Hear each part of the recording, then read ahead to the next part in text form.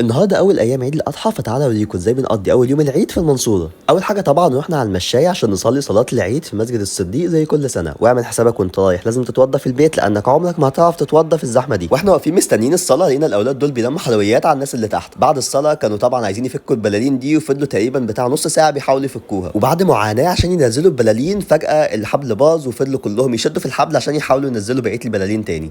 واخر ما زهقوا راحوا جايين رامين الحبل للناس اللي تحت، والناس بدات تشد هي الحبل عشان ينزلوا بقيه البلالين، وبرضه علقت تاني ما عرفوش ينزلوها. بعد كده اتمشينا، وطبعا زي ما انتم شايفين الدنيا كانت زحمه ازاي، واصحابنا دول كنا تاني مره نقابلهم صدفه في نفس اليوم. احلى عليك. اهلا مسا. صورت بالك؟ ايه صورت بالك؟ صورت. البروفيسور محمد ياسر. يتم بلاي ستيشن. يتم بلاي ستيشن.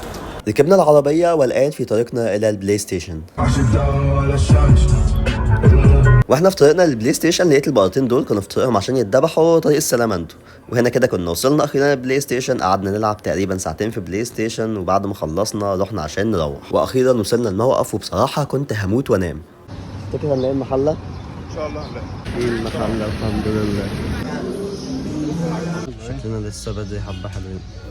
وانا تقريبا كده بعد ما صورت الفيديو ده نمت، لان انا مش فاكر الميكروباص حمل امتى وازاي وفين بصراحه.